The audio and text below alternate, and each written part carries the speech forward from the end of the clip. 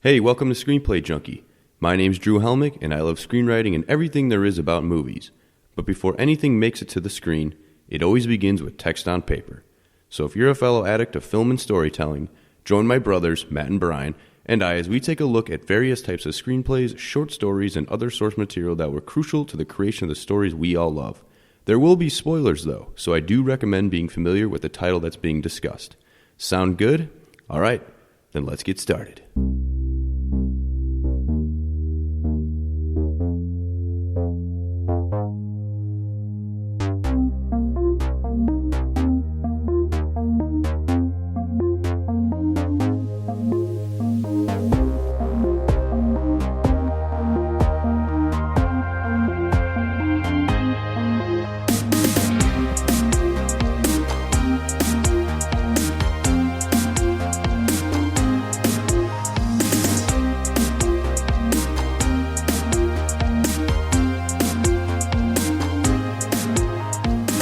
Back, fellow story addicts, to Screenplay Junkie episode number 59. Drew, Matt, and Bryan here. What's going on, guys? What's up, brothers? Same old, see you again. 59. We're one short of 60. We're getting there. Yeah, we're getting old. Real old. I feel like at this point we have to go to like our cardiologist every year, or like maybe you got to go. Oh, you got to get like a colonoscopy every couple of years now. Oh, now that we're 60, we could just retire. Correct. We could just cut it. I hope we saved up. I mean, do we have a 401k? Have we been saving up for this? I haven't been saving. Have you guys been saving? Well, 60 is not even like the retirement age. I feel like that's more like 65, 70, especially with the lifespans going up, right? Yeah. So I think we still got some more years of work ahead of us, fellas. But I have not been saving. Like you just said, Matt, with the life expectancy is growing, are people going to have to continue to work more deeper into their lives then? Or is it always just going to be like standard 65? We'll see. All I know is when I get old, I'm going to just get a job as like a grocery store person. Okay. I'm going to like bag your groceries, and I'm going to make you feel bad because you're like, oh, look at this old guy. Like, I should bag my own groceries, but I'm going to be like, no, I'm going to do it. I'm going to bag them. Tip, please. Well, today we got Ex Machina. But before we dig into the movie, we got some pretty cool news to share. I'm co-writing and producing a body horror short film with filmmaker Anthony Risen of Panamorphic Pictures in L.A. called Parasite in the Park, about a young boy that gets infected by an alien parasite begins to wreak havoc on his neighborhood. Now, with this pandemic going on and the fear of the virus being spread from person to person, our film strangely does have relevance to what's unfortunately going on in the world. However, I do want to make it clear, whether it matters or not, that we came up with this idea before COVID hit the United States.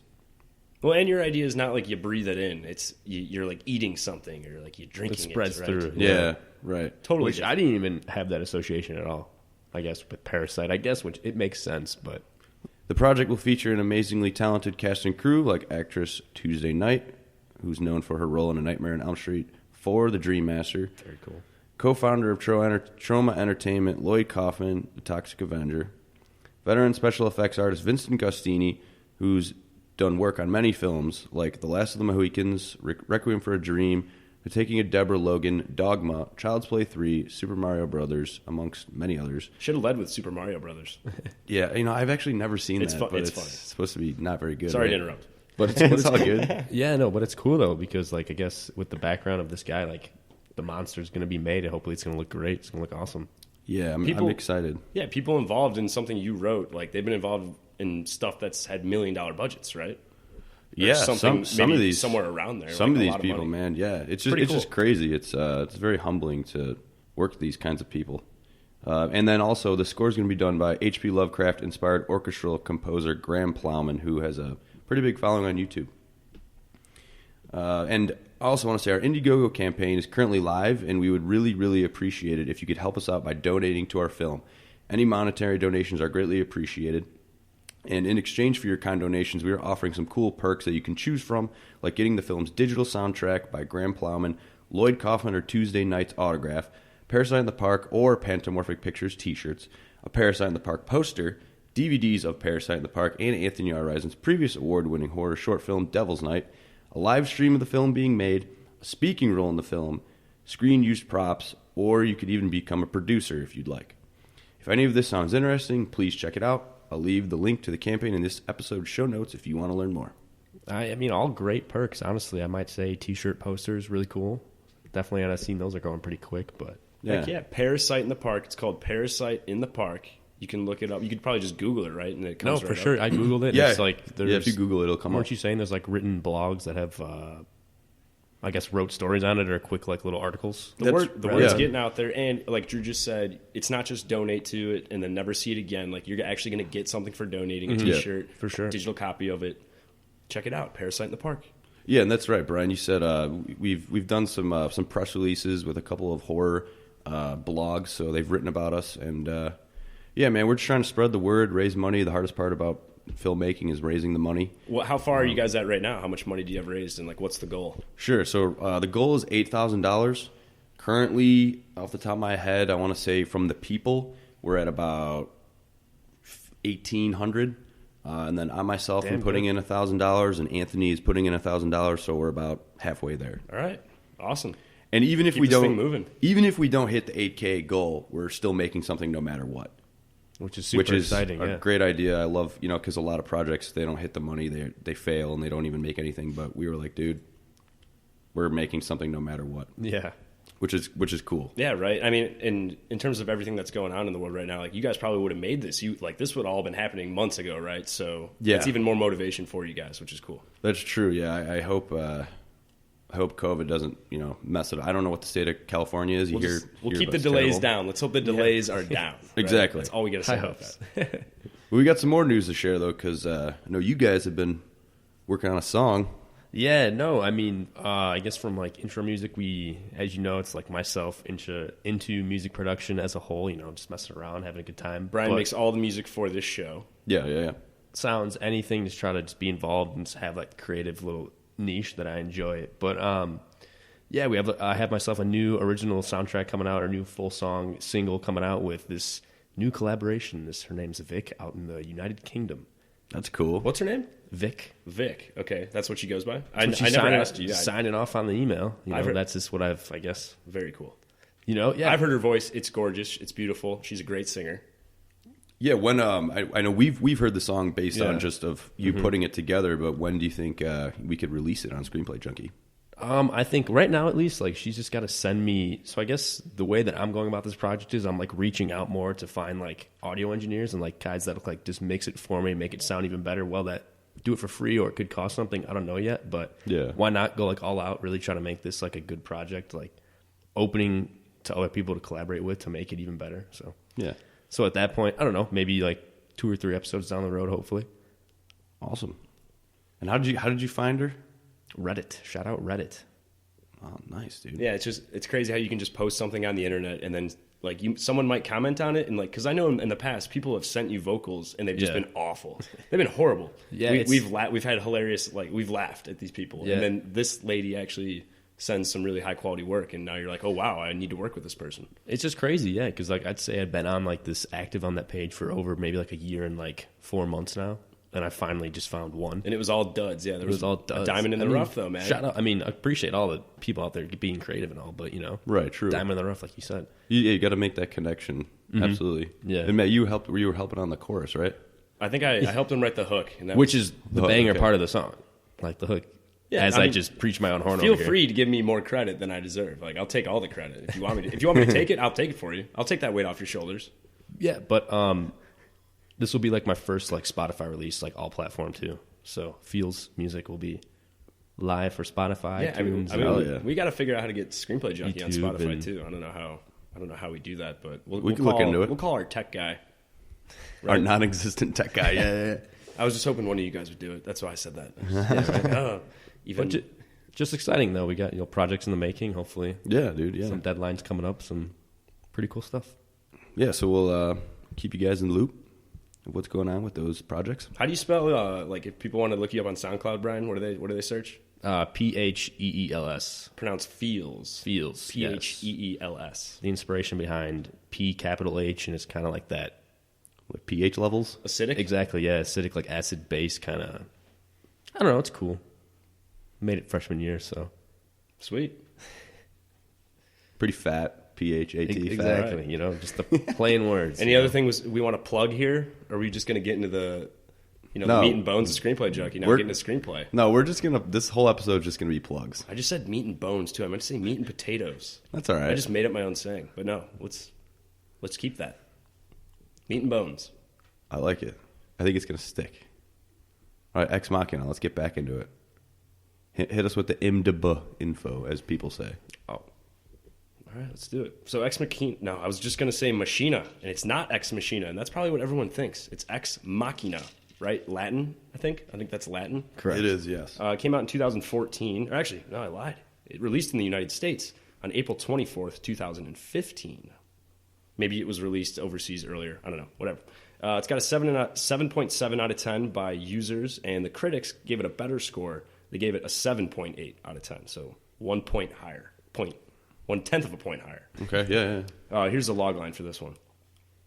A young programmer is selected to participate in a groundbreaking experiment in synthetic intelligence by evaluating the human qualities of a highly advanced humanoid AI. Synthetic. It's a good word. But yeah, no, I like that log line a lot. I like how you had to say AI like that, too. It's definitely, I mean, anytime you hear something about artificial intelligence, I feel like it's interesting because we're already kind of dabbling in it because you can ask Siri questions. Like, True. There's like things that AI can already do for us, but it's so limited. And it's going to advance, you know. It's just a matter of how long is that going to take. Dude, it's only going to get better, man. And we have covered something else about AI in the past, right? Because of Upgrade was and Smart House. Oh yeah, and Smart House. To that extent, yeah. That's what reality is going to turn into. It's just going to be Smart House. It's not like any of these dark, gritty, like thriller rated R movies. Right. It's gonna be the G version. Yes, yeah. The Disney Channel version. All right, so this movie was written and directed by the same guy. His name's Alex Garland. What other stuff has he done? Do you guys know off the top of your head? Yeah, 28 Days Later, Annihilation. Which both are great. I enjoy. You were just watching Annihilation the other day. Yeah, I just with the no idea that it was Alex Garland, but it just so happened to be that it was him. A lot of people hate that movie. It's cool. It's interesting. I like it. It's a weird movie. I like the score a lot. It is weird. It made me want to read the book or whatever the hell it's based on. We have it. Oh, really? Yeah. Oh, now I wish I didn't say that because I'm like, oh man, that's probably a long book. No, it's not. Now you're gonna have to read it. It's not. Oh, it's not? No. It's weird, dude. All right, I don't know. Maybe I'll check it out. We'll see. Let's talk about the cast of this movie. It's basically 3 people, right? There's like 3. Oh no, 4. 4 people, pretty much. So there's 4. Domhnall. Domhnall. I looked it up. Domhnall. Cool. I looked it up. I was like, how do I pronounce this guy's name? Well, his name's Domhnall Gleeson, Alicia Vikander, Oscar Isaac, and Sonoya Mizuno. Those are the 4 people, basically the 4 people in this. And then there's a guy who's a pilot. His name's Corey Johnson. Shout out to you, Corey Johnson. And you're like 3 lines in the movie. I've seen him in other movies. I recognize him too. Yeah. Crazy. Let's see. They made this movie. They made it for $15 million. Oh, okay. $15 million. For some reason, I thought it was 5, but okay, 15. Yeah, it makes more sense. Really impressive. Again, right? Like when you're looking at all the CGI for these for Ava. For Ava. Yeah. What do we call them? Humanoids, synthetics. Humanoid robots. Synthetics. I mean, that's called robots. That is what the log line said. So we could say, sure. or robots. I like that. That's probably a simpler. Yeah, I mean, the $15 million definitely went to how she looks. Yeah, definitely. I mean, because this is a very limited location film. It takes place in this dude's house like the whole time. That's it. Which is a hotel, I think, but we might cover that later. Oh, cool. Let's talk opening weekend in the United States. Like it's opening weekend. Like usually movies make, I mean, like almost half their money back sometimes in the opening weekend. Mm-hmm. This movie made only $200,000 in the United States opening, but worldwide, after it was out for a while, maybe it caught on. It made $36 million worldwide, so it doubled. Yeah, which is great. Always good to see. All right, let's go over to trivia, Brian. Yeah, I was pretty. What do you got, man? It was pretty good, man. I was pretty excited about this one. A lot of fun. Like nothing really. I guess like more of like the breakdown of the film and kind of like how it was made and like awards and stuff that it got. Okay. The location of the house in the movie is the Juvet Landscape Hotel in Norway, which is awesome. I was a huge fan of like this architecture of the house that Nathan lived in. Yeah, the wilderness was amazing. It was beautiful. It was super cool. Didn't the pilot have a line where it's like, we've been flying over his estate for the last 2 hours? Yes. That's a big island he owns, right? Like it's giant. Wherever this is supposed to take place. Yeah. Well, I think in the script it said Alaska. I believe that. I mean, I wouldn't want to live in Alaska. I'd be like, chilly, cold. Get all that land, Nathan. I don't want to be there. Yeah, right. This is the lowest grossing Oscar winner for Best Visual Effects since What Dreams May Come in 1998. Oh, this was an Oscar winner? Yes. Oh, nice. And my next fact is pretty amazing. What is it? So the lowest Oscar winner for $15 million, it won and beat out The Revenant for $135 million, Mad Max Fury Road $150 million, and Star Wars Episode 7, The Force Awakens 2015. So a bunch of movies that Roman had, numerals had hundreds of millions of dollars pumped into CGI. Yeah. And in this movie did it with 15 million. and won it out. That's really impressive. That's awesome. I mean, it's awesome because the CGI on Ava is unbelievable. It looks really good. Yeah, she looks real. Yeah. Alex Garland's directorial debut. He did a good job. Yeah. It's not like I could be like, oh, this guy never has directed a movie before. No, I mean, it was perfect. Yeah. Professional, very professional. Throughout the film, the colors red, blue, and green are prominently displayed in each scene. This is just like a connection to like the red, blue RGB color model on like computers. It's just kind of like a homage to be like, oh, electronic systems and the interest between AI, you know. Okay. All right. That's just like when It's people cool. tell me It's like a little Easter egg. it's when people tell me like, oh, when you're watching The Matrix and it's green, they're in The Matrix. Yes. It's like, okay. And when it's blue, they're in the real world. What It's if I'm cool, though. colorblind? I like that. Yeah, that's true, right? What about colorblind people? I bet the director wasn't thinking of that. The title Ex Machina comes from the phrase Deus Ex Machina. And there's a file name of that on Nathan's desktop, and this is the only movie that has the title of itself within the movie. Apparently. I'm trying to think of an written? example. You're saying like written? What about Jurassic Park? Oh, yeah. Okay, then false. Owned. You just got dunked owned. on, Brian. Well, You just got posterized. Well, whoever put that in the trivia is not correct, unless they're saying maybe it's the only time it's a file, like the name of a file, whatever. Yeah, okay. Dunked on. So, Posterized. so Alicia Vikander, Ava, her real-life partner, Michael Fassbender, also played a synthetic human in Prometheus. So they both could be synthetics. In Maybe real they life. are. Oh. And they're robots in real life, too, maybe. We don't know. Just another like interesting like little take on the movie that just goes unnoticed. So for most of the film, Ava's considered the prisoner, and Caleb's like the guy that's free, he can come and go. Yeah. But when shot, you can notice that Caleb's isolated in one chair by himself in one room, while she can like walk freely through that glass, and she kind of has like the open and kind of the freeness.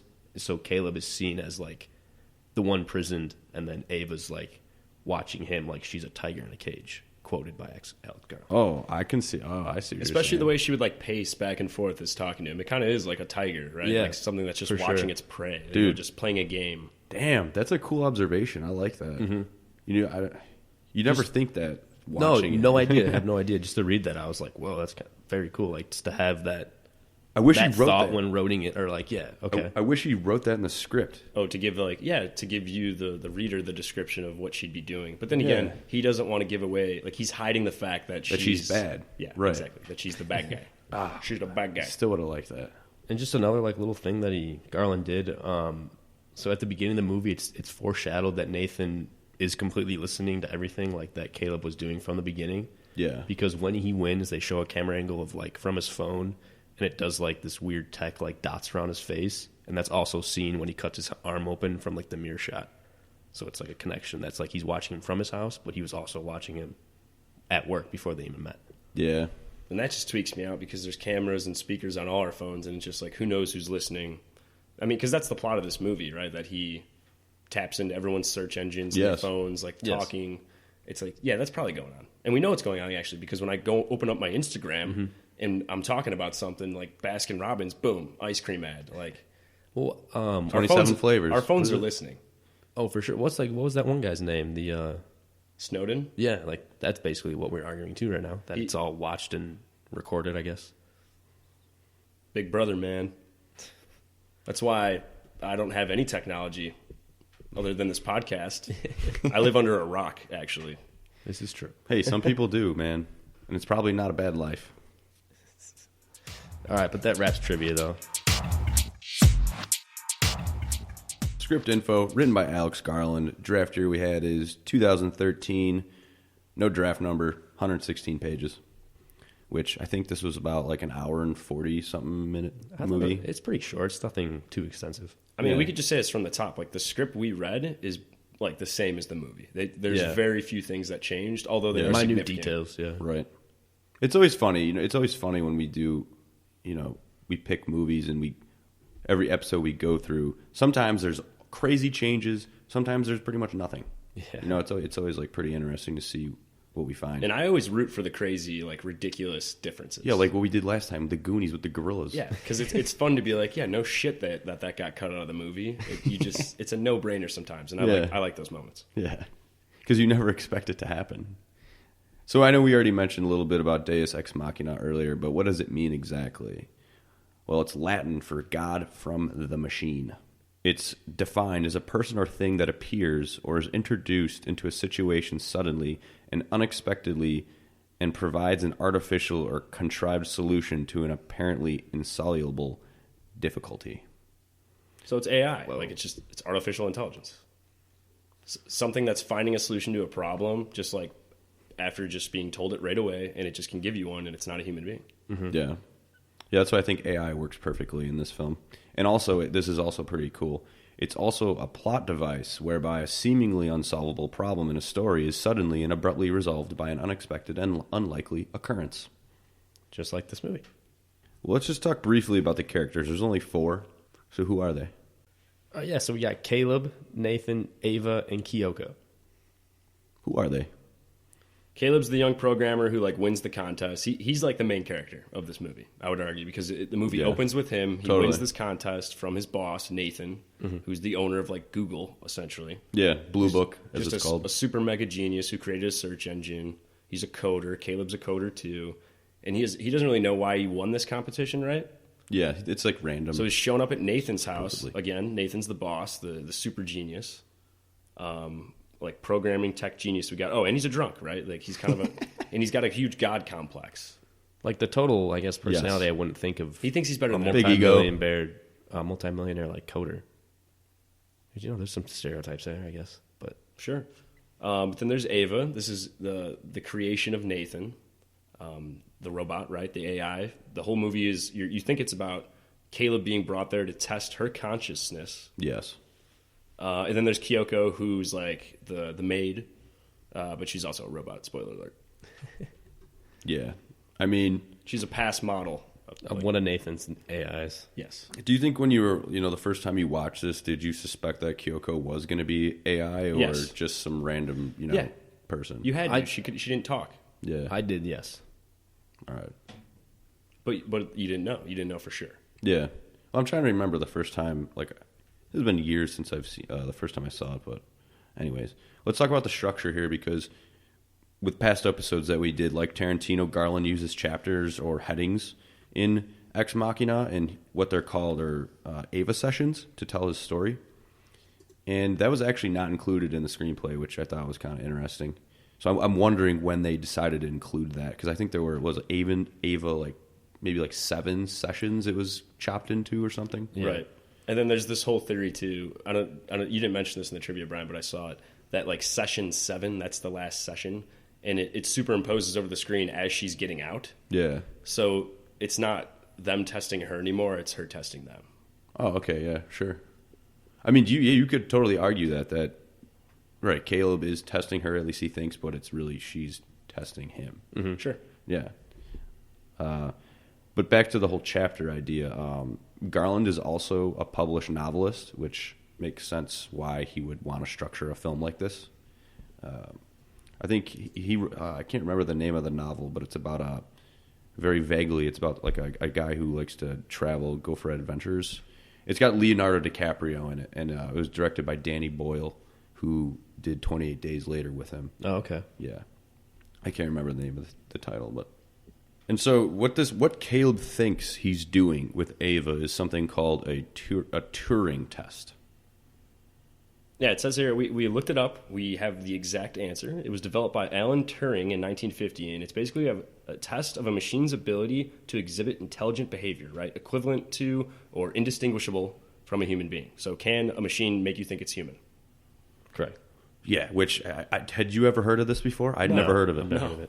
Yeah. I mean, because today it's not really relevant because within 5 seconds I can tell Siri's an idiot and like can only tell me like what the freaking temperature outside is. Yeah. You know?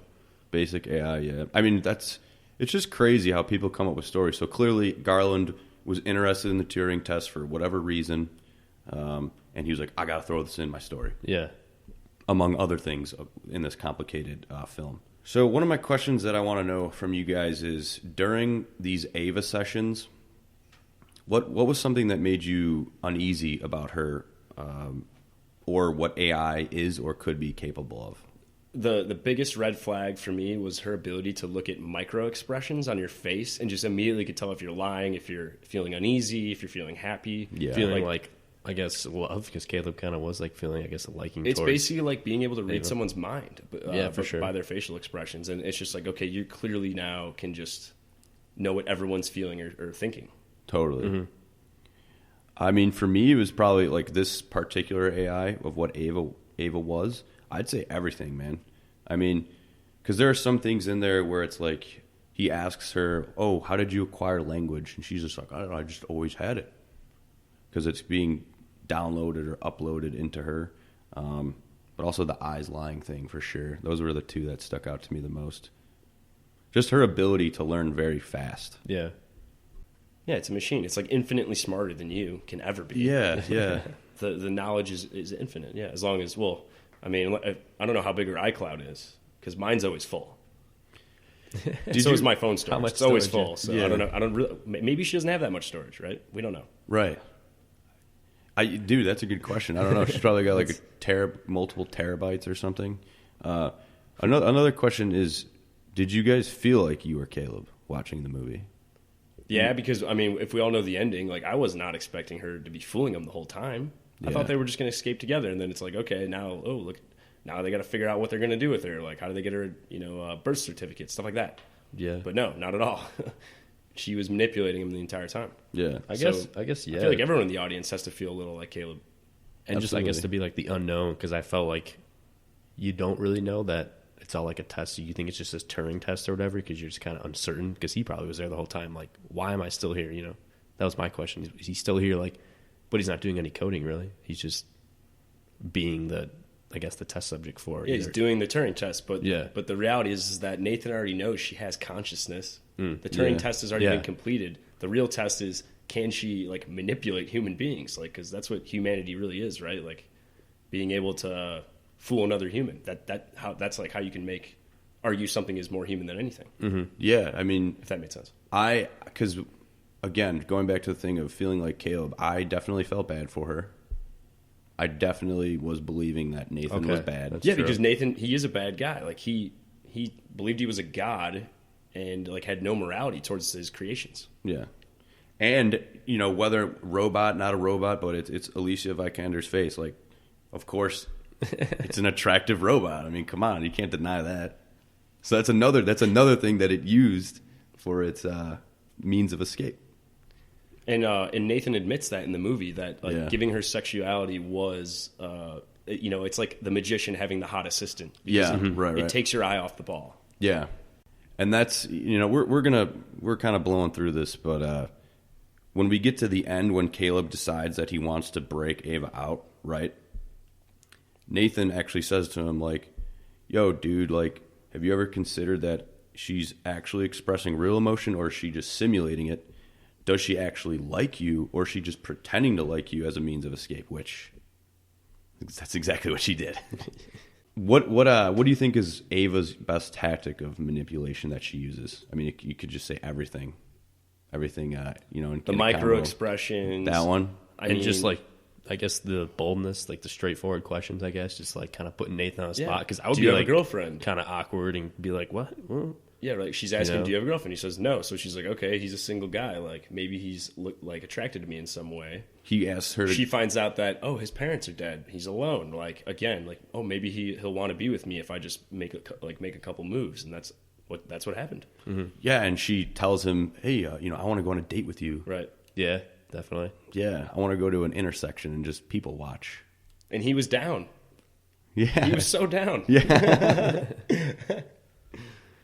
Oh, poor guy. I mean, I'd say definitely from his perspective, among everything that happens to him, the hardest moment is probably when she puts on like the fake skin, dresses up, And she becomes human. Yeah, while she's still in her like caged area, when she puts on the dress and everything, and it's like, damn, like that, you look real. That looks like a real person. Mm-hmm. And you could just tell that he was like, I'm super attracted to you. Yeah, infatuated with her. Yeah.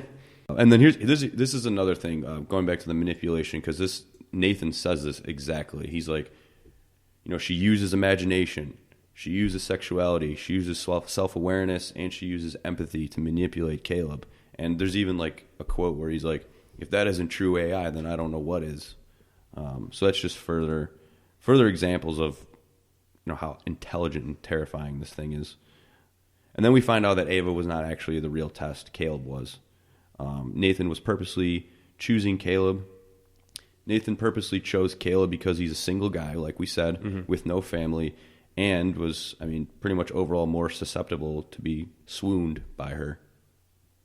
It's so evil. And want the... He wanted to make her escape. Like that was, yeah, but he didn't want to tell her to do it. Like, so he gave her consciousness. Yes. Treated her kind of like shit to make her mad at him. Yes. Introduced another human for her to interact with, just to see would she try to escape. Yeah. Like, because that would prove that her consciousness is working, because she hates me or Nathan, and then would try to leave. Right.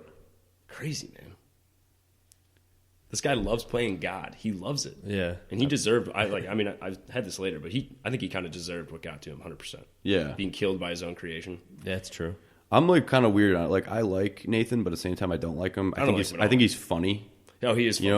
In like a silly way. He's a genius. I like that aspect, being able to build something like this. And just to have that weird twist at the end, I guess that was his thought process. It's cool. I had no idea. So you think Caleb's going to die? Because, so Ava kills, just a really quick wrap up. Ava kills, gets out, she kills Nathan.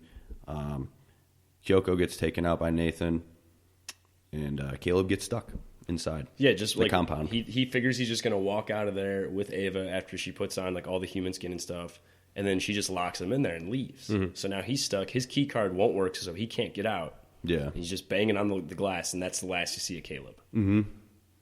So, like, what do you guys think happens to this guy? Is he just going to sit there and starve? I don't know. We don't know. Was there food in there? Because he's in the lab. Yeah, I don't think there was any food. He was in, like, the lab part of the house, not the house part of the house. Okay. The underground, like, no windows, nothing. Only that one door that's, I guess, bulletproof, shatterproof, or whatever.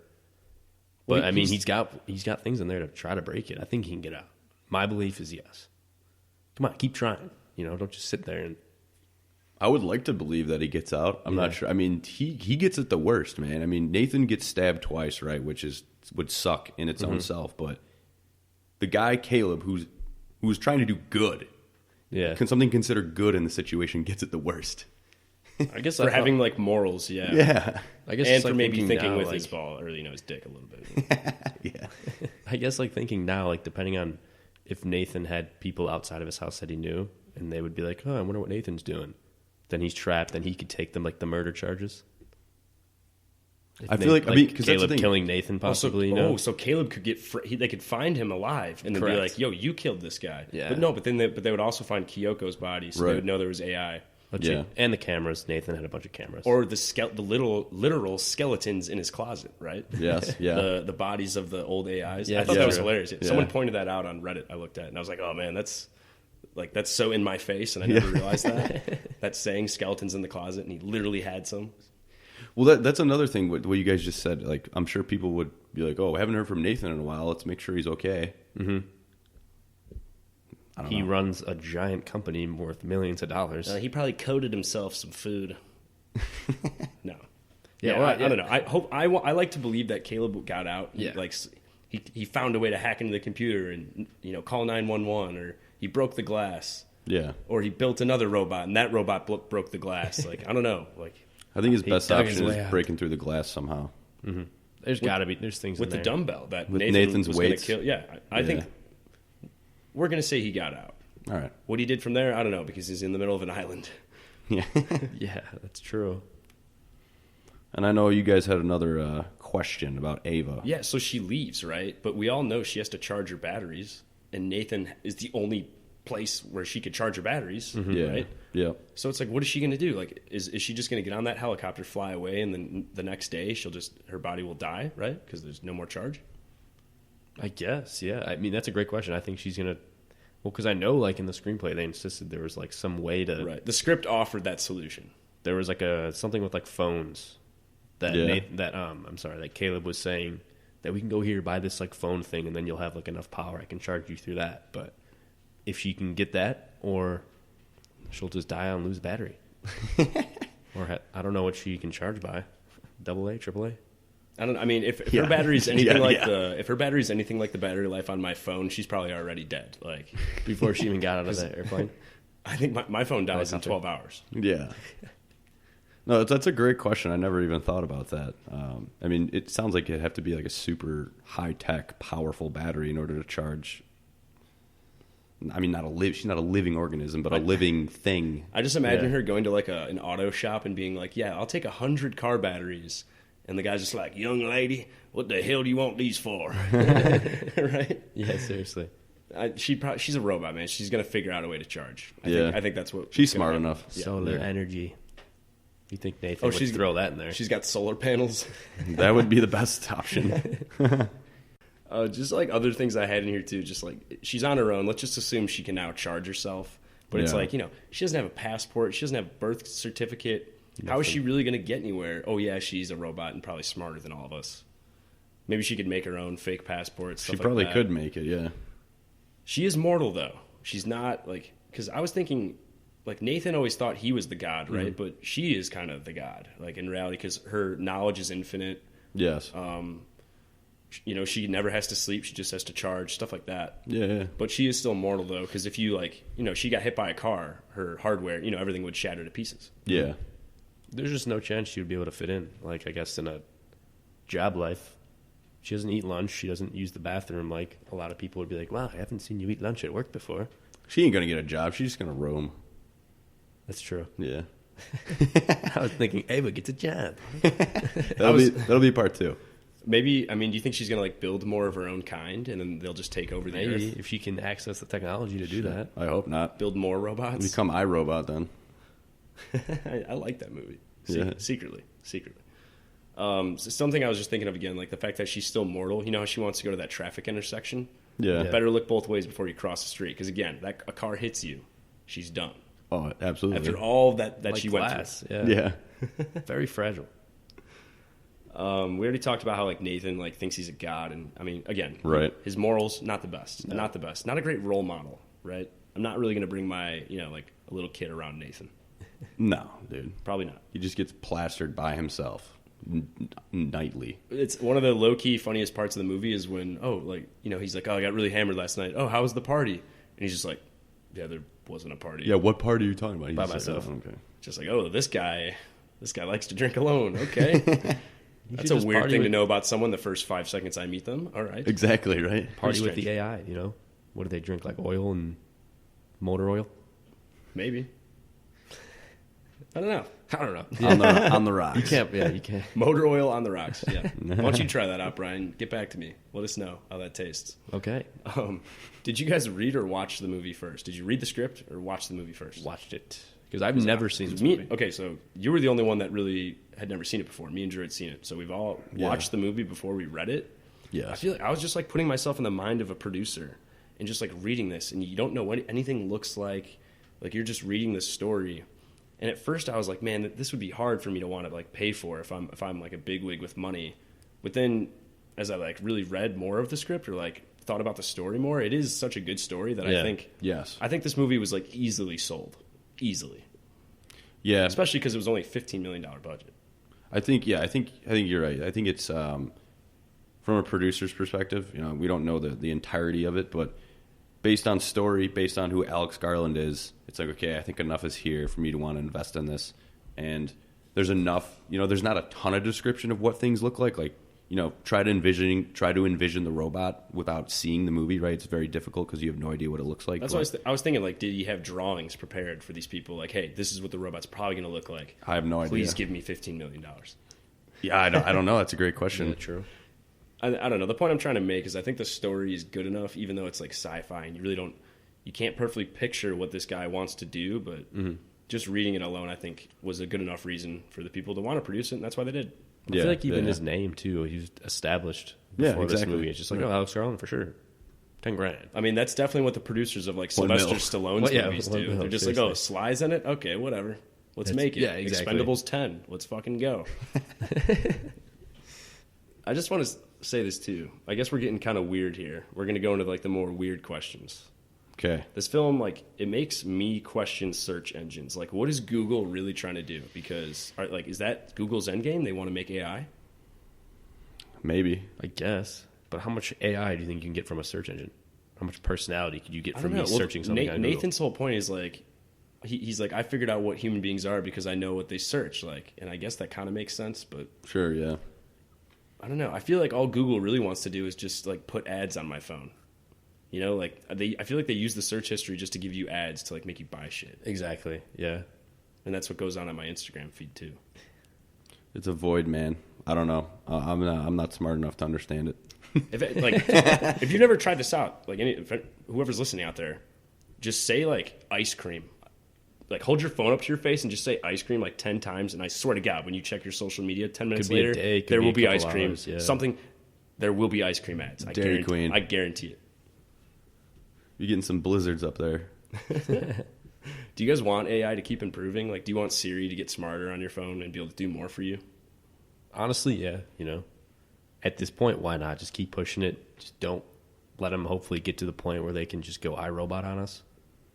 But they can't be conscious.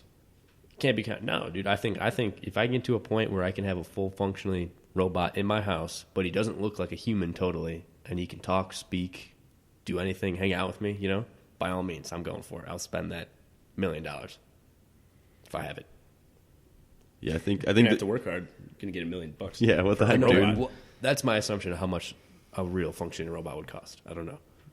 Yeah, I think this is a loaded question for me. I mean, of course, you want technology to get better in some areas, but there's a bar. Like, it can't. You don't want it to get past that bar. Yeah. Mm-hmm. Because then, like, it's just going to be like the movie Terminator, where the machines turn on us. Yeah, and they would just want to get rid of everybody.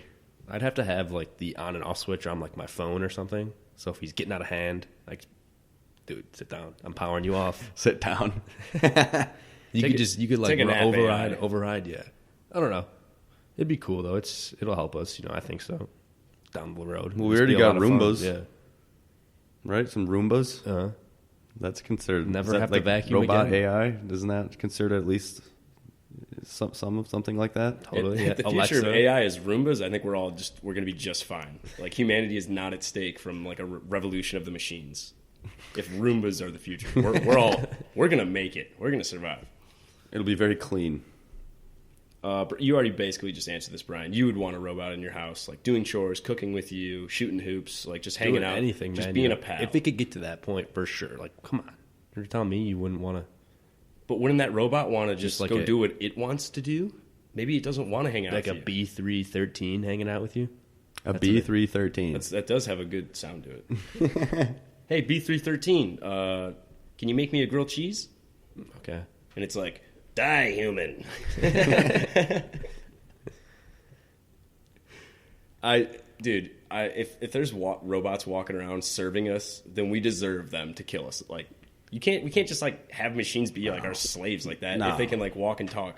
I don't know. I really hope AI doesn't get too crazy advanced. Well, then you're just eliminating jobs for people too. Oh, that's so true too. Yeah, you can't do that. If you can just code a machine to do everyone's job. But I was just thinking cartoon, you know, just something that definitely probably isn't possible. You just want Bender. Like, you want Bender to be your best friend from Futurama. Drink beers with me? Yeah, why not? Smoke cigars.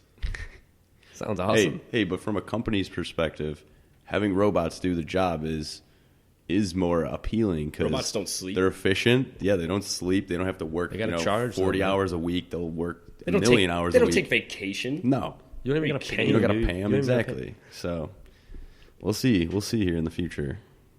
Anything else we wanted to talk about? We want to shut this one down. No, I feel like we've covered all these like weird avenues that this movie, because this movie is a movie that makes you think 100%. All right, final thoughts. I just want to mention too, just like, because we're doing radio here, and like we all communicate silently while we do this because you can't always like talk over each other, right? Sure. And Brian was just making fun of my hand signals, making me feel uncomfortable at the podcast. Well, I thought I was doing hand signals. Yeah, and then I hand signaled back to you when you hand signaled me that we were going to move on to this next thing, and then Brian was like, "Oh, just mocking our hand signals." Oh, come on, dude. It's like, you're just jealous you weren't in on the hand signals. Yeah, exactly. Keep your hand signals to yourself. But final thoughts. First time seeing this, like I said, a huge fan. I mean, it kind of had a movie that it kind of reminded me of, but now I can't think of the name. to be honest, sadly.